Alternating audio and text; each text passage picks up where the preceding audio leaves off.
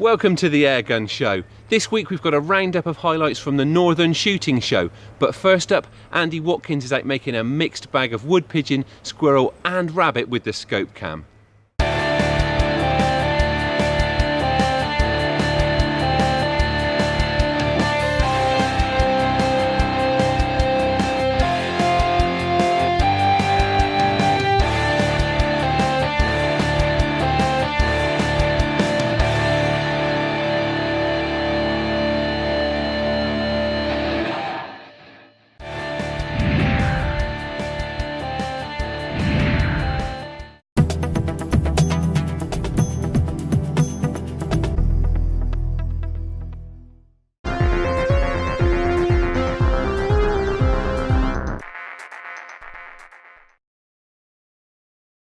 Well, we've come down to one of my newer permissions now. It's a really nice day, sunshine, but it's forecast to rain a little bit, so I've put my waterproof on just in case. What we're going to be doing here today mainly is basically there's a lot of vermin. There's pigeons. Problem with the pigeons being here is they defecate a lot in the animal feed. So we've got cows behind me and young calves, pigeon feces and things like that in their feed really isn't helpful. Same goes with magpies, jackdaws if we come across any. There's also a lot of rabbits here. Again, they dig holes in paddocks such as the one behind me, and if livestock put their foot down there it can be fatal for them. They may have to be put down. There's also a large squirrel population, especially now the weather's warming up. The squirrels should be starting to move. The problem they cause is stripping the bark of trees, and they damage a lot of the buildings around here and eat through the feeders as well for some of the more exotic animals here, such as the ostriches. So basically all of those pest species are on the menu today. Hopefully we'll be able to knock them down. The tool for that is the Cometa Orion. Obviously this is a bullpup. On top we've got a Hawk Air Max 4-12 by 40, and that's hot on with sports match mounts. I've fitted some dovetail mounts on, and I've used the sports match adapters for the Picatinny rail, so I could take this scope off this gun and put it on any of my others, so nice and flexible. So hopefully we'll be able to put this to some good use today. There's a lot of birds flying around. I saw one as we were pulling into the drive, so we'll stalk into that and see if we can pop one in the bag.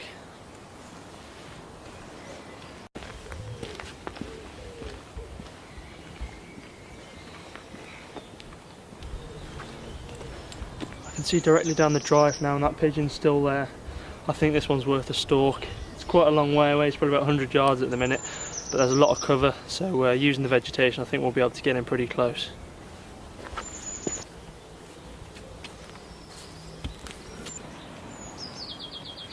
There are a lot of pests on this permission, and because it's a farm park they're not as wary as they might be in the open countryside.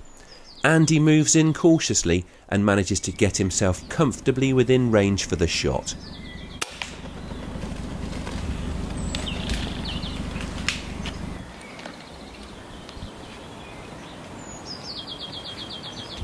Well, just had a really good pigeon there. It's about 25 yards. Took it with the Cometa, had it from a kneeling position, so nice and solid.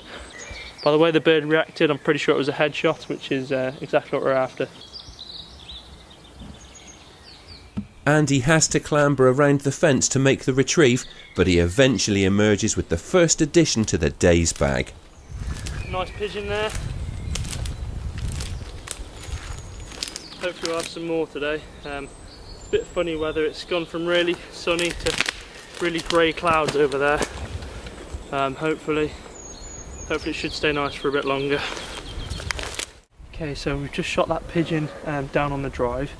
Now as I was walking back I spotted quite a close range woody. It's just in the llama enclosure and it's sat on a post.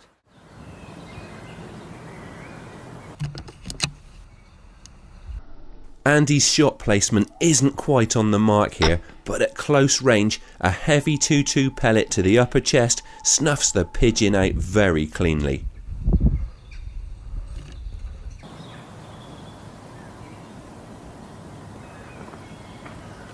Well, I took that pigeon with a standing shot and it dropped straight down. I'm pretty sure the pellet dropped a little bit lower than I anticipated, but again, the extra knockdown power of these pellets, it was just lights out. And it's another strenuous retrieve for Andy, definitely one for a younger shooter. Still, the llama looks impressed with his acrobatics.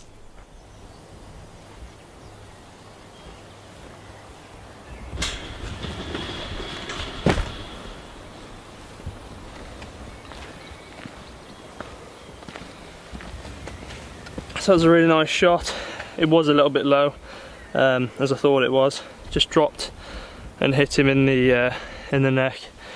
Again, a really clean instant kill. So it's fine really, but one to watch for next time. I'll learn from that shot.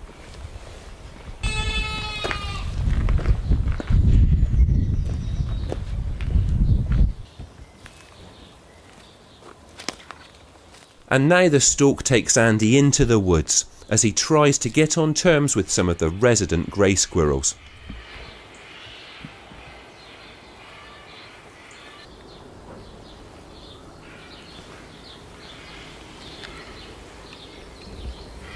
After a bit of a wait, Andy manages to get one in his crosshairs, and it's another very close shot.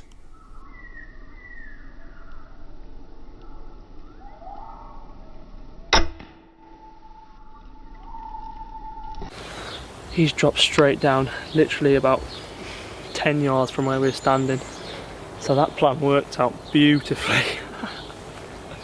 We've been standing here about 10 minutes now and another squirrel's come in behind me. It's really tight up against a trunk of a tree and it thinks I can't see it. This squirrel is partially obscured, but Andy manages to get a bead on its head.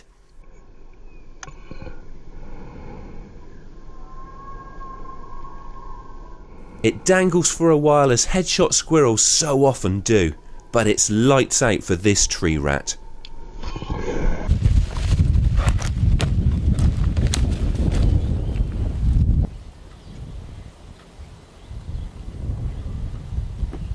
Just had a peek through the corner and I was right. There is some pigeons there.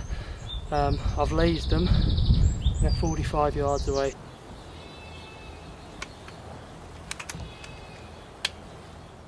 This is a long shot, on the limit for an experienced airgun shooter.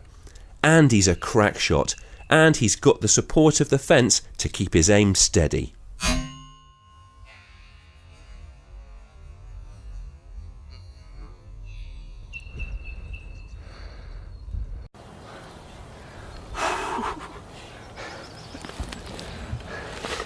You can really see the energy as that pellet hit that pigeon.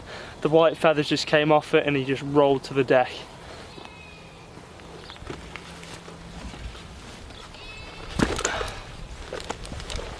There he is then, stone dead on the floor.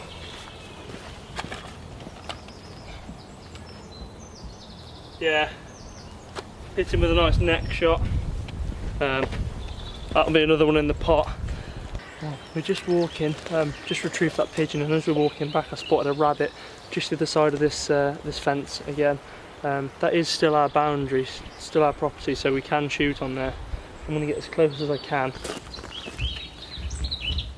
Gaps in fences and hedges create brilliant shooting windows to ambush quarry when you're stalking, and can yield some very close shots like this one.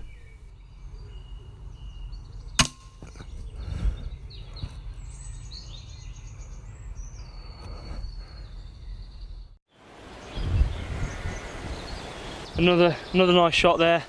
Hit the rabbit straight in the back of the head. It was on my primary zero, so just aimed straight on really and rolled it over.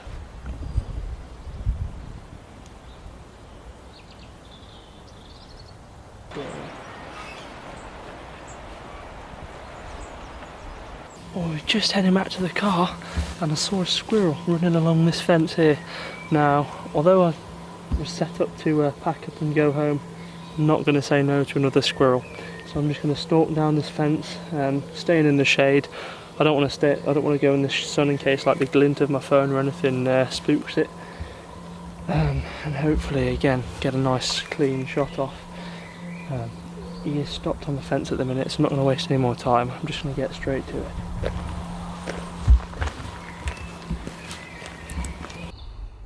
Andy gets his aim off right, and it's a solid smack to the head. The squirrel was down on the tree, so it looked like I was aiming at his chest, but really I was intending the pellet to drop and hit him in the head. And that's exactly what happened. We've had such a great day today. We'll counter what we've had in a minute. First, let's go and get that squirrel. So yeah, it's been a fantastic evening. There's plenty of animals here for the birds of prey.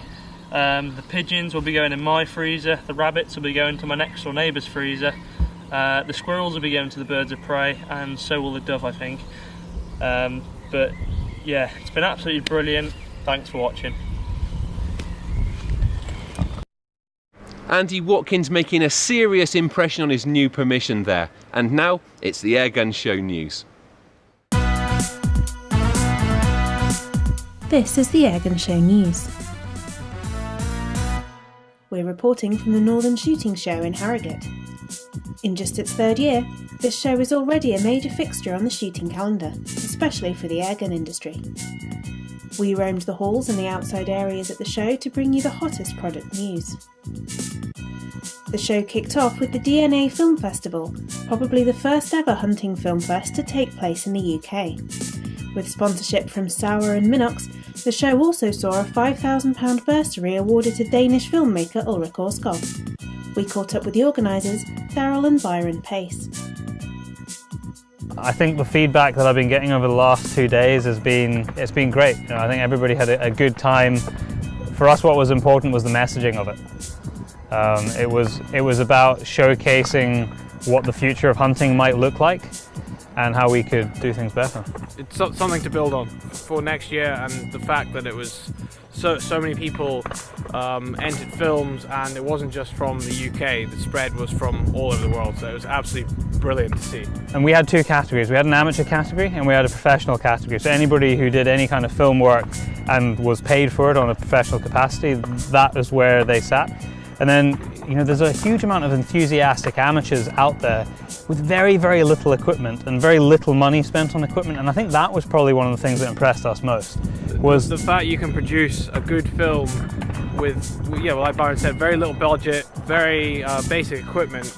And I think what shines through is actually the story is more important. Yeah, honest stories. The honest story is more important than the actual filming of the thing, because then you get a great film from it. Then it was off to the show itself, and we kicked things off with a look at Brocock's Commander PCP. This is the latest Brocock Commander. We launched this at IWA in March, it was now. It went down tremendously well there, and it's gone down tremendously well here. It comes with the ballistic synthetic stock as standard. On here we have the bifold stock, but in the UK it'll be a fixed stock. Adjustable grip, interchangeable grip. Comes with Picatinny rails as standard. The tri-Picatinny rail you can see here, that's an optional extra. The 1-inch shroud is standard on the model. On here we have a Hugget, just because we like to put Hugget on things, but that's an optional extra as well. Starts from £999 with the steel bottle, comes in 177, 22 and 25. Another popular PCP getting an upgrade is Vyrauk's HW110. The 110 now finally has been released in a tour cal. We've had a lot of interest about it ever since it first came out 2 years ago. So Vyrauk have now finally met up with the demand, the worldwide demand I suppose you could say about it. So now get it in a tour cal. We've got limited numbers in stock right now, but it'll be a very, very popular choice. The 110 and the 100, because it's PCPs and because it's Vyrauk, people always show a lot of interest in them, always ask a lot of interesting questions about it. So yeah, I mean, it's just, if anyone knows what Vyrauk are like, they know what the 110 has to offer. It's lightweight, it's got a good shot count to it, it's the best of both worlds between 100 carbine and 100 full length. British NV brand Night Sight launched the Dark Ops range earlier this year, and it's not finished innovating yet. They showed us a few more tweaks to the lineup. Some exciting news from Night Sight is we will be releasing our Night Sight head units independently. 850 nanometers, you'll be able to buy the Viper, the Wolf or the Eagle. We'll also be bringing to market the most anticipated product, which is our RTAC camera as a single unit. So you'll be able to upgrade to the RTAC technology recording camera with one touch button record and speed focus. For more information, visit nightsight.com. And from NV to thermal, there were some new thermal imaging binos on display from Pulsar. We've got two models available, so that they're built around the same system as the popular Pulsar Helion thermal imagers. We've got an XQ38 and an XP50, so exactly the same sensor options as on the Helions. Our XQ38 is a 384-288 17 micron sensor with a 640-480 AMOLED display. XP50 is the 640-480 17 micron sensor with the same AMOLED display. Both models will offer a nice wide field of view. They're both fully waterproof. Both feature the new Pulsar BPAC battery system, so the interchangeable battery on the side here. Both fully Wi-Fi, so compatible with the Stream Vision app for recording to the device, streaming to the mobile app, and obviously recording through that facility as well. Fully waterproof. Main benefit we see of these is obviously for prolonged observation. They'll be a lot more comfortable for the user. At the Tesro stand, we saw the man with the golden gun, not a Bond villain, but Dave Mills. Well, basically the Tesro brand now has been around for sort of 17 years. I'm a UK importer. We've spent the last 7 years now really building the brand and getting people to hear about the brand. A lot of people have come to the show this weekend really because they've heard of the Tesro brand now. They have colleagues at the clubs and stuff like that have tried them at various shows. And in fairness, the rifles and the pistols are starting to take the country by storm a little bit, purely because it is a hand-built rifle, very much made to order. What we've got really this year is we've got a lot of new anodising colours, blues, reds, greens, all sorts of variations. This particular one is a gentleman rang me. He saw a video that I'd done in Germany at Iowa when we launched the new anodising colours, and he wanted a gold rifle. So this has been built specially for him. 20 years I've been involved with the ATEO. 15 years now I've been training professional pest controllers and going into places like Dungeon SB Power Station and things like that for pigeon control and training people in there that have got to do that.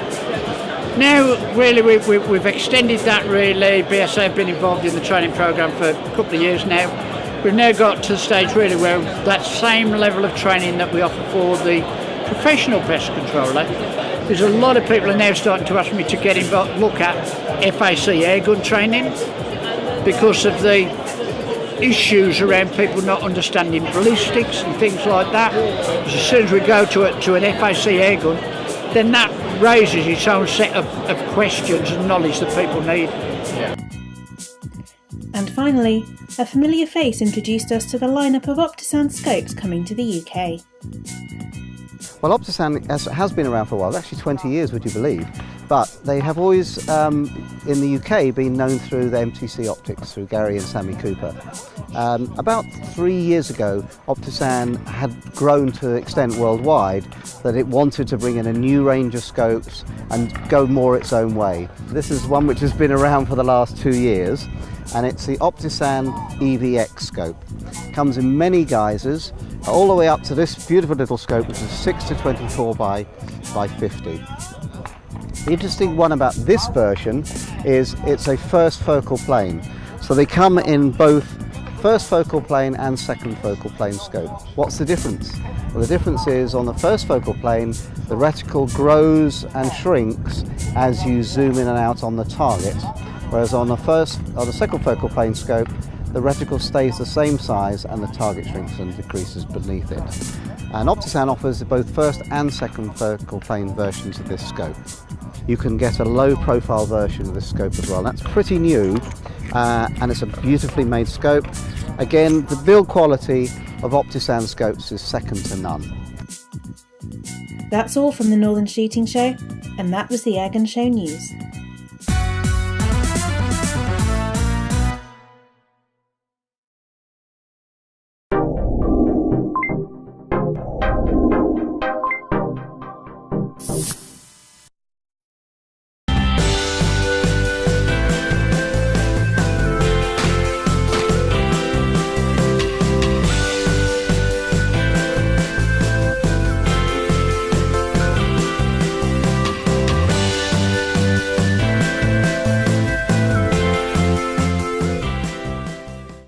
Look out for the new and improved Airgun Shooter magazine, packed full of technique, gear and insight from some of the best shooters in the industry. Brand new look and free video content. Pick up your copy today in stores or online. That's all for this week, but we'll be back again in a fortnight. Thank you for watching, and please don't forget to like us on Facebook and follow us on Twitter. And if you aren't already a member of the BASC, have a look at their website and check out the benefits you could be taking advantage of with Airgun membership.